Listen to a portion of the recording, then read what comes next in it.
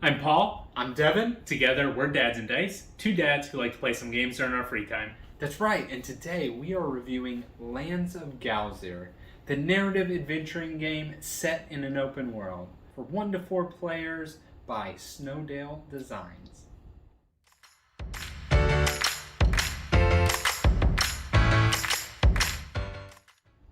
In Lands of GALZYR, you are going to be out exploring the world of GALZYR.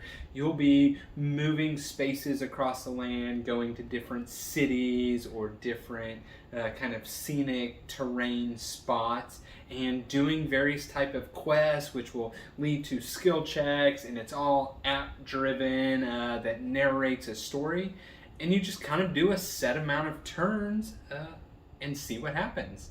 Yeah, this game, you can take on the role of 1 of 4 adventurers. You have Bamir the polecat, you have Asala the kingfisher, you have the newt, and then you have this other dragon kind of lizard. I actually haven't played him, so I'm not sure exactly what he is.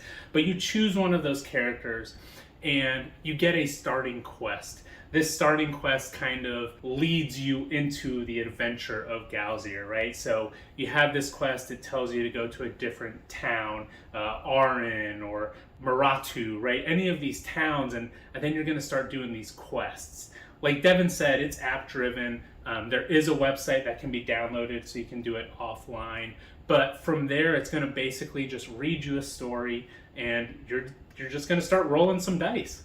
Yeah, and so you just play this kind of 1 to 2 hour session, doing whatever you can kind of do in that game. It really has a neat mechanic with your different stats. So you have, I think it's 4 different stats, and it's kind of a wheel of the different stats. And they don't call it necessarily the D&D terms of charisma and strength, but it breaks down into those in their own little fun categories. And you'll only ever have 4 total stat points, and if you ever gain a stat point, it's actually moving it from, your stealthiness 1 over to your adventuring 1, and so you can kind of, you don't have this set character, but you can kind of morph as the story goes into something different or try a different path, and it's a cool way that the mechanics really flow. And I really enjoyed that. Yeah, and for me, I'm all about the narrative in a story, and this game really provides a great narrative. Honestly, gameplay is secondary in this. It's all about the story, right? Gameplay is literally move up to 2 spaces.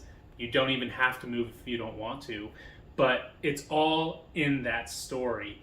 And like Devin said, you might have the chance to change one of those statuses that you have into something else so you can evolve as a person. In our gameplay, Devin started off as this knowledge newt that was very academic, and then at the end you went off into adventuring mode, right? So you had this entire story that your character went to, and that was really cool.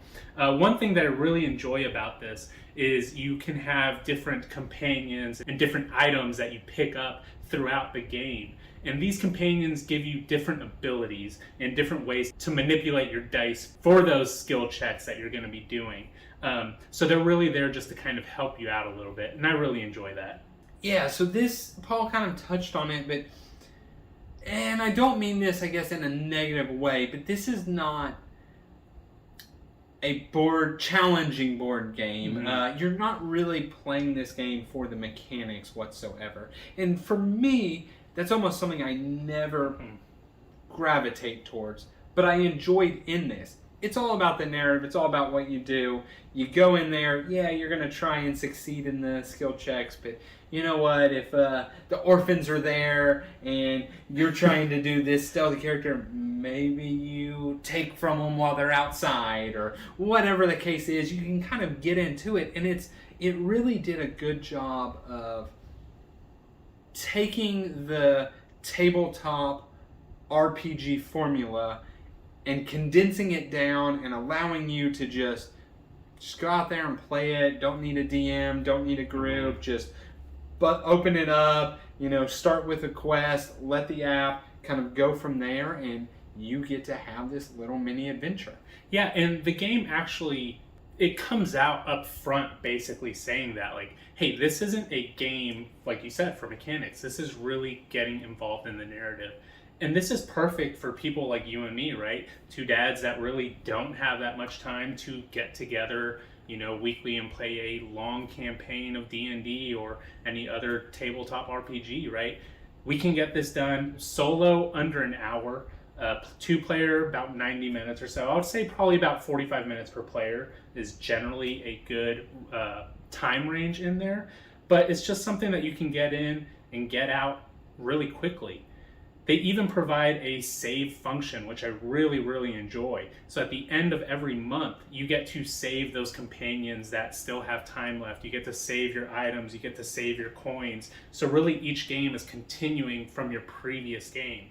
Since you can only have a certain amount of attributes and a certain amount of items and stuff like that, people can jump in and out of this game whenever they want. So you don't have to be playing the game with the same people every single time.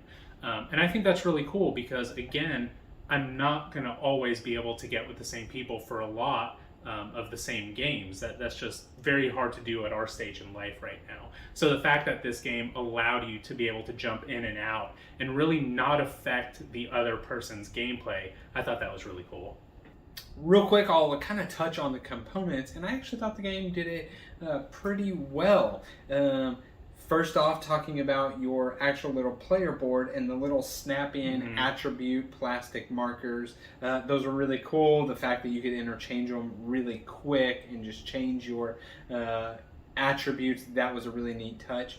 It comes with tons of dice. They all go towards those different attributes, and they were good dice. They all had symbols. It's always fun when it's not just pips.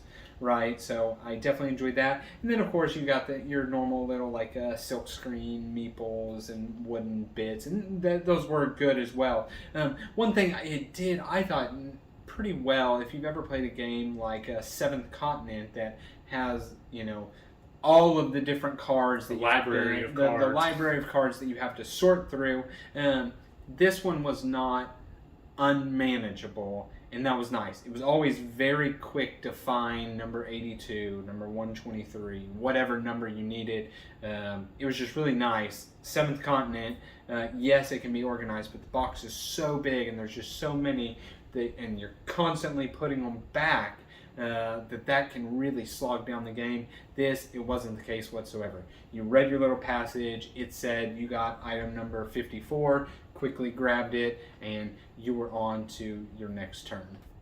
So that is what we thought of Lands of GALZYR. From my side of things, I would say I would recommend this game if you just want to kind of play something and not really have to do much thinking or calculating or strategy. Man, it's the perfect one to bust out. I can definitely see myself as kids getting older getting this to the table so that they can just kind of roll dice and make little decisions. It fills that niche really well. Yeah, I am very excited for 5 more years whenever my daughter turns 8, and hopefully I can get this with her. Right now she's obsessed with dice. I hope that stays because, like Devin said, these dice look like candy and I know she would love them. But yeah, this is just a perfect game for families, people that don't have enough time to get big games to the table. Highly recommend it. Yeah, so that's all we have. We, as always, appreciate you watching this. Please like, comment, subscribe. All those things help us, help our channel grow. We'll see you on the next one.